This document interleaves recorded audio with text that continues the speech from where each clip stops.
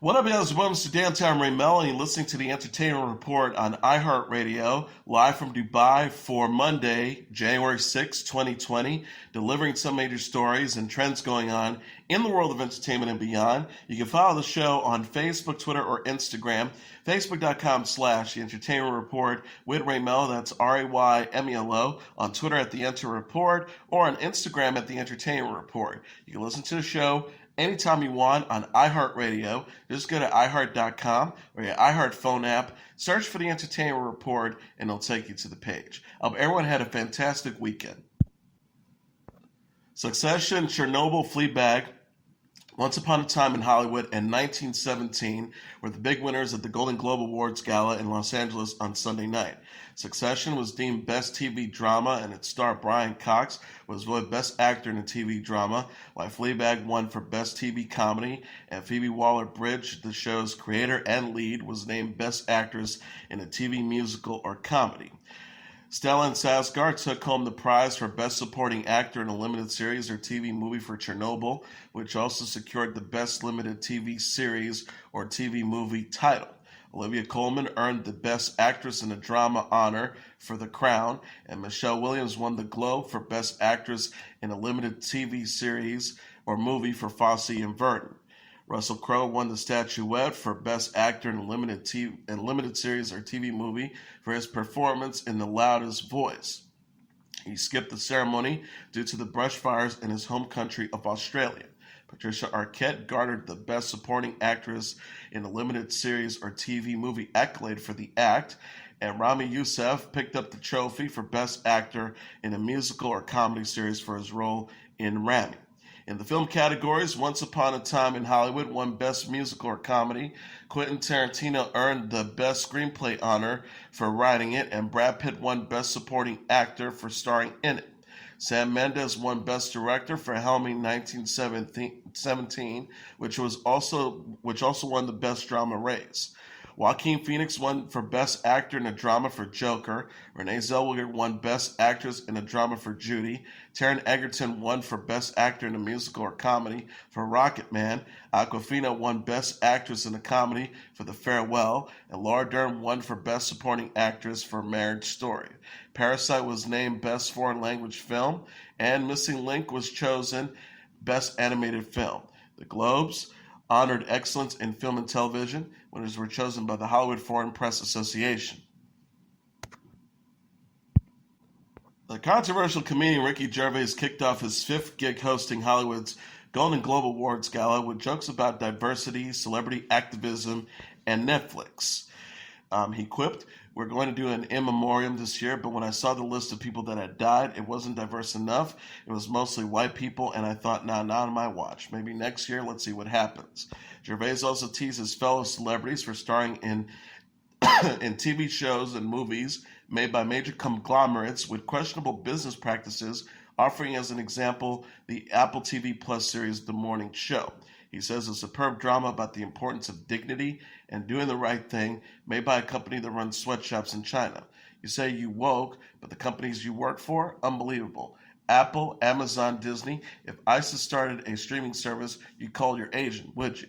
Gervais discouraged Globe winners from using their acceptance speech time to make political statements. He says, "You're in no position to lecture the public about anything. You know nothing about the real world. Most of you spend less time in school than Greta Thunberg. People don't want to see movies in theaters anymore thanks to streaming services that offer quality home entertainment," Gervais went on. He said, "Everyone's watching Netflix. This show should just be me coming out going, well done, Netflix. You win everything. Good night. But no, we've got to drag it out for 3 hours." He also added, "You could binge watch the entire first season of Afterlife instead of watching the show. It's a show about a man who wants to kill himself because his wife dies of cancer, and it's still more fun than this. Spoiler alert, season 2 is on the way, so in the end, he obviously didn't kill himself, just like Jeffrey Epstein." When the crowd groaned in response, Gervais shot back, "Shut up. I know he's your friend, but I don't care." A related story, beloved celebrities Ellen DeGeneres and Tom Hanks were honored respectively with the Carol Burnett Award and the Cecil B. DeMille Award at the Golden Globes Gala in Los Angeles Sunday night. Saturday Night Live standout Kate McKinnon presented DeGeneres with the award, which recognized DeGeneres' contributions to television. McKinnon said of DeGeneres, she risked her entire life and her entire career in order to tell the truth, and she suffered greatly for it. DeGeneres, who was one of the first high-profile celebrities to come out publicly as gay. McKinnon said, of course, attitudes change, but only because brave people like Ellen jump into the fire to make them change. If I hadn't seen her on TV, I would have thought, oh, I can never be on TV. They don't let LGBTQ people on TV. DeGeneres then accepted her award, paying homage to Burnett, the comedian for which the award was named. DeGeneres says there's a connection when we watch someone on TV for as long as we are on TV, and that's what it was like for me with Carol Burnett. I feel like I knew her. I felt like she showed us who she was every week. She was larger than life. We counted on her to make us feel good, and she delivered every single week.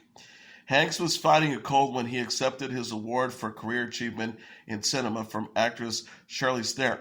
He says, a man is blessed with a family sitting down front like that, referencing to his wife Rita Wilson, 3 sons, a daughter, and a daughter-in-law, who were in the audience to cheer him on.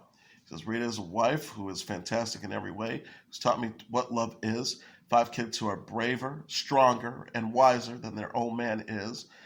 Loving group of people who've put up with me being away for months at a time. I can't tell you how much your love means to me. U.S. singer and songwriter Pink announced Saturday she donated $500,000 to help fight the brush fires in Australia. The recording artist tweeted, I'm totally devastated watching what is happening in Australia right now with the horrific brush fires. I'm pledging a donation of $500,000 directly to the local fire services that are battling so hard on the forefronts. My heart goes out to our friends and family in Oz. Pink also posted a list of websites for fire departments where people may send money if they want to help. Talk show host Ellen DeGeneres also urged her Twitter followers to contribute to the aid efforts.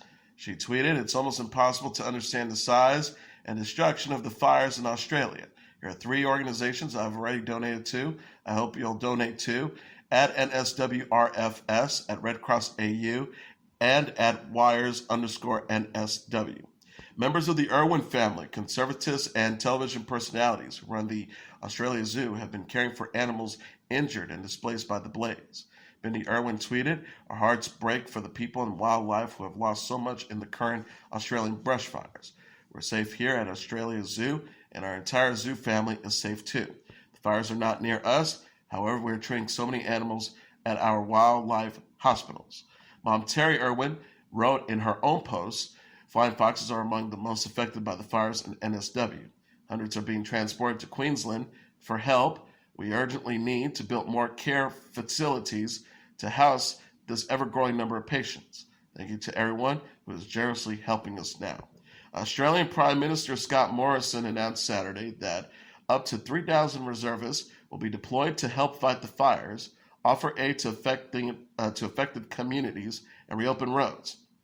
More than 15 million acres across the continent have been burned, and 1,000 homes have been destroyed. The brush fire death toll since September is 23.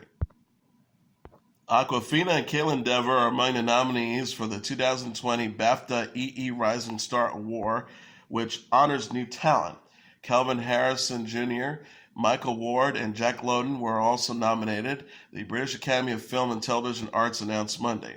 The winners are selected by the public and will be announced during the EE British Academy Film Awards on February 2nd. The full list of nominees for the ceremony will be announced Tuesday. James McAvoy, Shia LaBeouf, Kristen Stewart, Tom Hardy, John Boyega, Tom Holland, Daniel Kaluuya, and Alicia Wright previously won the award. Awkwafina said in a statement, it is truly an honor to be nominated for the EE Rising Star Award. I'm grateful to the BAFTA and the jury for the nomination and that I'm able to share this recognition with so many other talented actors and actresses. Awkwafina won Best Actress in a Comedy for her role in The Farewell at the Golden Globe Awards on Sunday. Dever, meanwhile, was nominated for Best Actress in a TV series, limited series, or television movie for her role in Unbelievable. Rock legend Rod Stewart and his 39-year-old son Sean Stewart are due in Florida court on February 5th to answer battery charges. The men were accused of assaulting a New Year's Eve events security guard at the Breakers Resort, People.com reported. Rod Stewart and his son allegedly shoved and punched a guard after he refused to allow the younger members of Stewart's group into a private children's event. Police have assessed video footage of the incident and identified the Stewarts as the primary aggressors, Sky News reported. The singer reportedly apologized for his behavior. Neither he nor his representatives have publicly commented on the dust-up. Pop star Harry Styles finalized his #1 album in the United States for a second consecutive week. Coming in at #2 on the Billboard 200 charts dated Saturday is Michael Bublé's Christmas, followed by Roddy Ricch's Please Excuse Me for Being Antisocial, #3, Mariah Carey's Merry Christmas at #4, and Billie Eilish's When We All Fall Asleep, Where Do We Go at #5. Rounding up the top tier are Post Malone's Hollywood's Bleeding at #6, Pentatonic's The Best of Pentatonic's Christmas at #7, Nat King Cole's The Christmas Song at #8, the Frozen 2 soundtrack at #9, and Young Thug's So Much Fun at #10. Star Wars: The Rise of Skywalker is the #1 movie in North America for a third weekend, earning an additional $33.7 million in receipts, BoxOfficeMojo.com announced Sunday. The sci-fi film's domestic box office take so far is $451 million. Coming in #2 is Jumanji: The Next Level with $26.5 million, followed by Little Women at #3 with $13.3 million, The Grudge at #4 with $11.3 million, and Frozen 2 at #5 with $11.29 million. Rounding up the top tier are Spies in Disguise at #6 with $10.1 million, Knives Out at #7 with $9 million, Uncut Gems at #8 with $7.5 million, Bombshell at #9 with $4.1 million, and Cats at #10 with $2.6 million. And that is your entertainment report for Monday, January 6, 2020. I'm your host, Mr. Downtown Melo. I'll be back tomorrow to deliver some major stories and trends going on in the world of entertainment and beyond. You can follow the show on Facebook, Twitter, or Instagram. Facebook.com/The Entertainment Report with Ray Melo. That's RAYMELO. On Twitter at The Enter Report, or on Instagram at The Entertainment Report. You can listen to this episode or any previous episodes of The Entertainment Report anytime you want on iHeartRadio. Just go to iHeart.com or your iHeart phone app, search for The Entertainment Report, and it'll take you to the page. Good night, and God bless you all.